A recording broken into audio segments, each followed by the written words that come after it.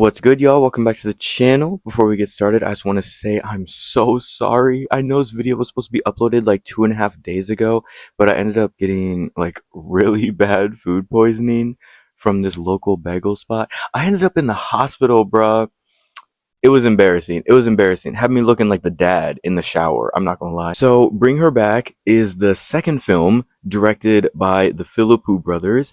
I really hope I'm pronouncing their name right. If you don't know who they are, you should, especially if you're a fan of YouTube. They had a really good YouTube channel called Raka Raka where they would upload some of the most insane content that you could find on the website at the time. So some of the visuals that you see in Talk to Me or Bring Her Back totally make sense. Like I said, this is their second film and it's in no way related to Talk to Me. A little brief plot explanation is there are these siblings that go through a family tragedy and have to be rehoused, and they get rehoused with this woman that is also dealing with some issues. I'm trying to keep it as vague as possible because even though this movie is quote unquote old, like I think it was released last year, it is just now available on streaming, so a lot of people are just now seeing it for the first time. You need to go into this blind.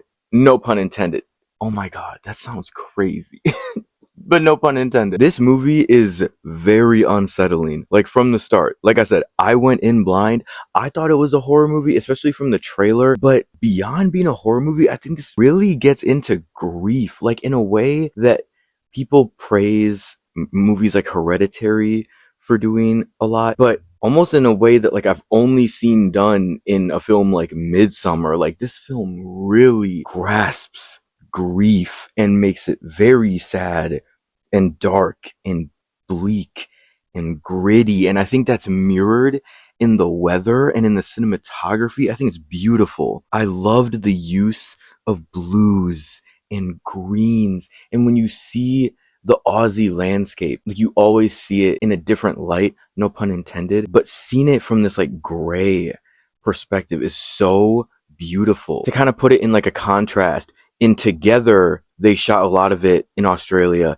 and you can really see the beauty in the lighter tones in that movie. I think in this film, you can see the beauty in like the rain and those, like I said, those blues and those greens. I know I'm going on about it, but I just thought the color palette in this movie was beautiful. Cinematography is very engrossing and it has very great attention to detail. I think the cast also is great. Very believable acting. I also believe the actress that plays the sister is visually impaired in real life. I almost said IRL, like in a video. Fuck. And Sally Hawkins is insane in this film. Like, I'm gonna keep it real. Everyone talks about this. Everyone says this. I pretty much exclusively know her from Paddington. This is crazy. Like, this is crazy. She clocked in, and apparently they did not expect her to take the role. Like, they really weren't expecting her to take the role, but she read it and loved the script, and didn't really see it from like a horror perspective. Like I was kind of saying earlier, like saw it from like a mother's grief perspective. And I fucking love that. Jonah Wren Phillips plays Oliver. Got me fucked up. Oh my god, dude. This is definitely more disturbing than Talk to Me. There are scenes in this film that I paused. I'm not gonna lie. I was like, fuck that. I'd say that Talk to Me is more of like a fun, you have that element of like the party hand and like everything like that. This is more, like I said, gritty and dark, and definitely shows that in the imagery. I also think this film is very emotionally draining. And like I said earlier, it actually handles grief. And I love how it handles gaslighting too. I feel like gaslighting is a subject that doesn't get brought up enough. I feel like it does get brought up a lot. Hear me out. I know that gaslighting as well as grief, I know that depending on who you are, as soon as you hear that, you're clocked out.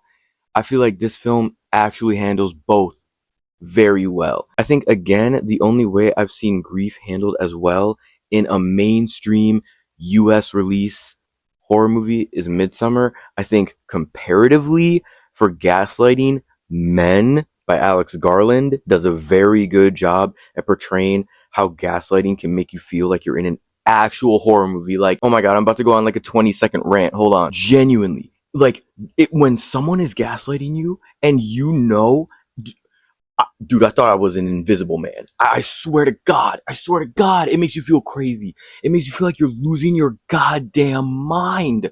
Like you don't know what the, to this day, bruh, to this day, I don't know what the fuck, I don't know what was true. I don't know what was, like it feels like a fever dream. Like a part of my life with a person was just a fever dream. Like I don't even know what the fuck was going on the entire time. Like I was actually trapped in like this horror movie. To get back to the film though, I do think that it's more of a slow burn, but it doesn't feel slow. And I love that it doesn't hold your hand. I think that the Philippou brothers are the type of directors that, I'm pretty sure they even said it in an interview, like they hate the type of filmmaking that like draws everything out for you and holds your hand and makes you feel low-key stupid, even though a lot of these audiences, yeah. But this film genuinely gave me a panic attack. There are some pretty unpredictable scenes up in here.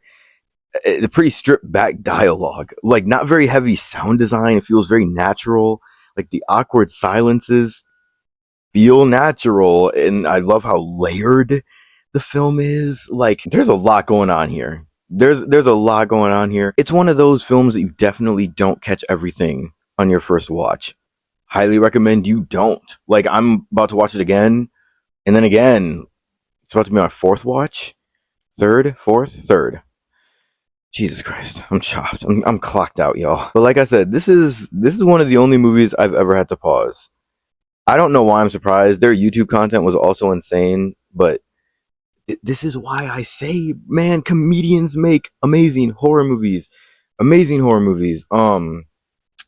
Makes me excited for what Tim Robinson decides to do if he ever steps into horror, which I really hope he does. I think the Chair Company, which I never even ended up reviewing on this channel, really shows that he could step into that territory if he wants to. I did not like I Think You Should Leave at all, but like Friendship and Chair Company, we're getting there slowly but surely. Last thing I'll say though is that this film definitely feels inspired by a couple of Japanese horror films.